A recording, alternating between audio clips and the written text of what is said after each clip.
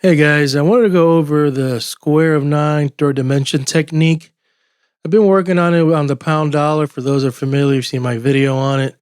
I've been back testing it, and I want to show you one of the best settings I think I have in regards to using this technique. So let's get into it. So we have a low on the pound dollar, right? On March 20th. Pops up to the 27th, makes a high. You put a high right there, green. It pulls back April 7th. You put a low there. Pops up April 14. You put a high right there. It pulls back. April 21st. You put a low there. It goes up to April 30th. Makes a high right there, smack in the middle almost. And then it pulls back down really strong to May 18th, which is right here. And then what happens is that it all these days continue and then it falls off the grid. So this is a one cycle on the square of nine third dimension technique.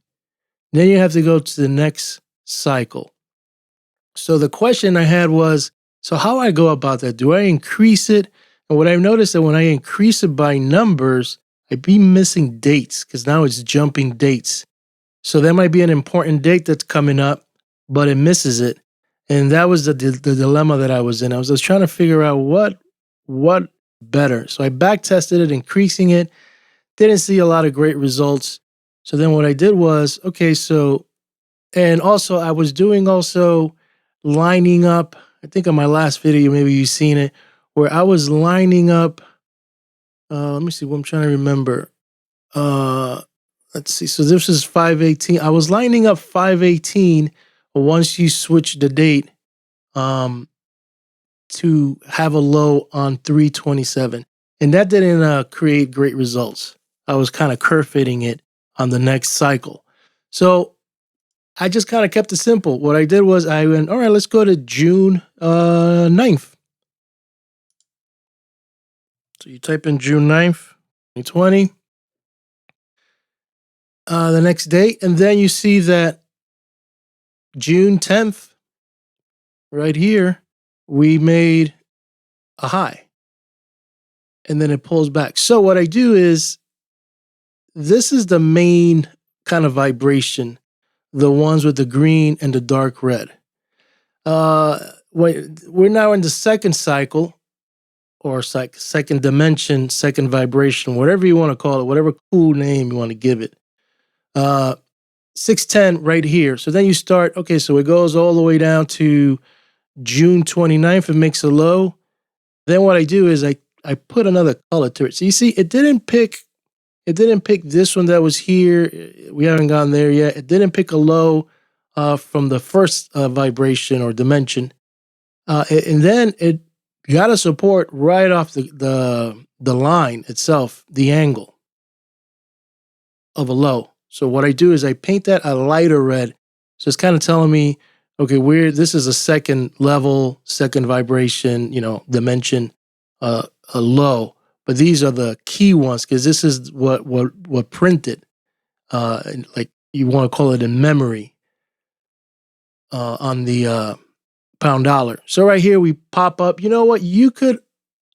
I haven't messed around. I mean, I messed around with once, like this high. You could get fractal. Let's see. So you can see July 9th. July 9th right here. So you see this was a resistance. Then it pulled back, and then it went to July 14, where it's 14. It went up here. So it skipped this one, went up there. It went all the way up to July 31st. Where's 31st? Right here. So that kind of lined up really good. And then it popped up. This is where it's a chop fest. August 6th. And I think I got chopped up in there in that little area. August 6th was right here, right off 7. And then it pulled back down. And maybe you could get this one August 12th. And right here, support. And then it popped all the way up to August 20th, which is right here. It lines up really good here and with the angle.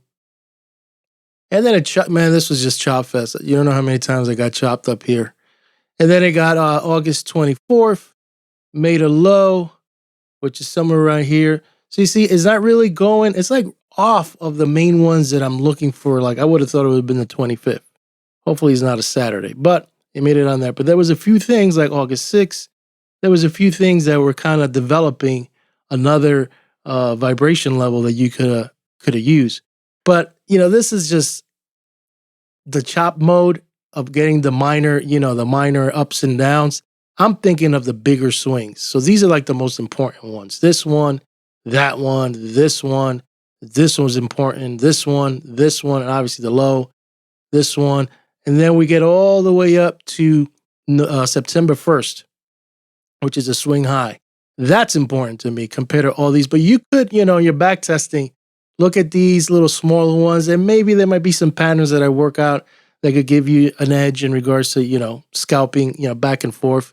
But this was pure chop fest, right? Especially this area right here. So anyway, we got here September 1st. So you see then it falls off the grid. So now we're in the second cycle. Now we go into the third cycle, third dimension, third vibration. And then what you do is simple. What was it? August 28th? You go to August 29th. I feel like this has probably worked out the most. All right, so we got this high up here. And where is that? Right here. I make that a darker green. So from, the high, the first, and then it goes all the way down to September 11th. Where's September 11th? Right here. It pulls back up. You can either pick the 16 or you could pick the 18. Let's see what the 16 looks like. Was here. That was pretty good because it lined up from the original. And then you got the 18 where it was the trigger and then it went down. So this one, this support right here of the 11th was an odd one.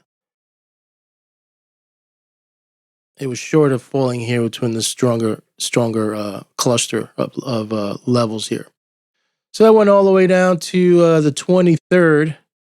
So that lines up really well right here. So that's good. So this, I think, kind of works out the best of what I see. And I need to continue back testing it. And it shoots up. And what is it? Somewhere around here. As of right now, we have a high of October 6th right here, which lines up here. But in my mind, what's really hot is probably this 8th or 9th. And have you seen my last videos with the Fourier analysis that possible turning points would be the 6th or the 9th? So these are the two that are very strong. So if we don't make a swing top on the 6th, we could probably make it on the 9th. And that's where the battle is with the pound dollar. And then once, this week passes, we find out if there was a swing high on the 9th or the 6th held and it sold off, or it's continued going higher and is blowing right through all these. And then the next thing you will want to look at is the 22nd, the bigger picture, and then the 24th, and then the 27th.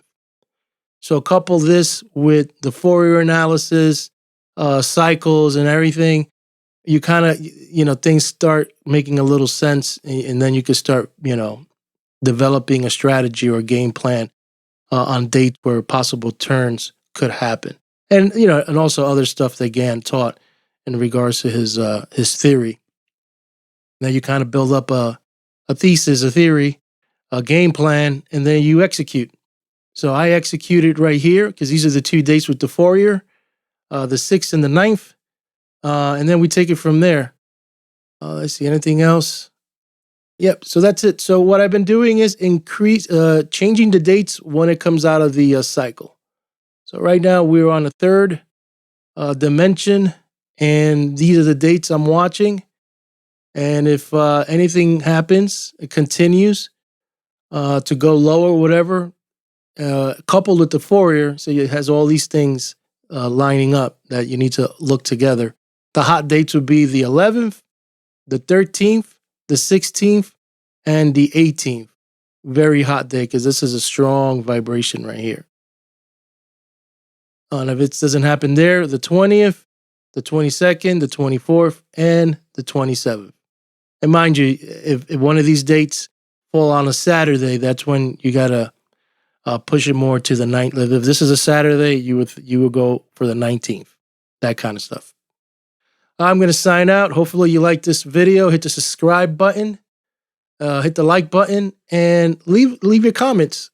Tell me what you think. If you've been using this or something you recommend or whatever, just leave a comment below and let me know your thoughts. Or if you got something that's better than this, or you use this in a different way, I would like to hear what you have to say. But this is what I found backtesting that works the best in regards to using the square of 9 third dimension. All right, I'm going to sign out, and I'll keep you posted on tips, tricks, theories, and backtesting things I've been doing with Gann theory.